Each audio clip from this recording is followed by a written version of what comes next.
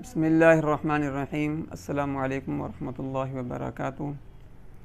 کھانے کے سنتوں کا مذاکرہ چل رہا تھا، تو ایک سنت یہ بھی ہے کہ اگر کھانا کھاتے ہوئے کوئی لقمہ یا جو بھی چیز کھائی جا رہی ہو وہ ہاتھ سے گر جائے تو اس کو اٹھا کر صاف کر کے کھا لیا جائے۔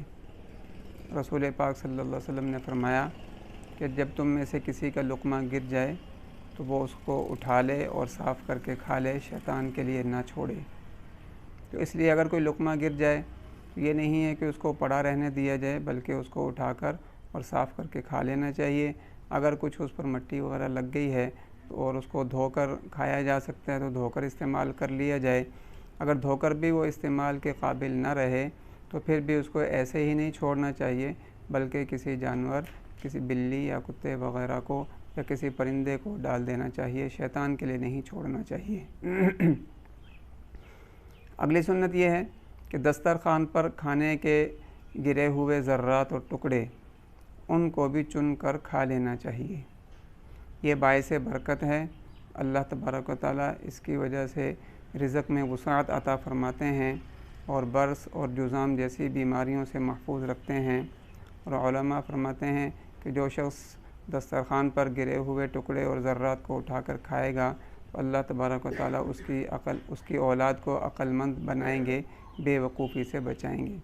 تو اس لیے کوشش یہ کرنی چاہیے کہ دسترخوان پر گرے پڑے ٹکڑے اور ذرات وغیرہ ان کو بھی اٹھا کر کھا لیے جائے، کہ یہ بھی سنت ہے۔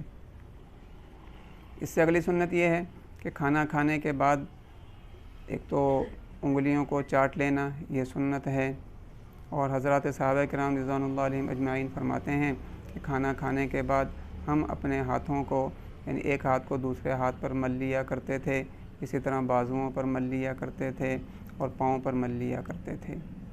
اور اسی طرح کسی کپڑے سے صاف کرنا، یہ بھی ثابت ہے، یہ بھی سنت ہے۔ کھانے کے بعد ہاتھوں کو دھونا، یہ بھی سنت ہے۔ ان تمام سنتوں کو یوں جمع کیا جا سکتا ہے کہ کھانے کے بعد پہلے تو انگلیوں کو چاٹ لیا جائے اور اس کے بعد پھر ایک ہتھیلی کو دوسری ہتھیلی پر مل لیا جائے، ایک ہاتھ کو دوسرے ہاتھ پر مل لیا جائے، اسی طرح بازوؤں پر مل لیا جائے اور پاؤں پر مل لیا جائے، اور اس کے بعد پھر پانی سے ہاتھوں کو دھو لیا جائے اور دھونے کے بعد پھر کپڑے سے صاف کر لیا جائے۔ تو یہ تقریباً 4 سنتوں پر عمل ہو جائے گا اس سے۔ وآخر دعوانا الحمد للہ رب العالمین۔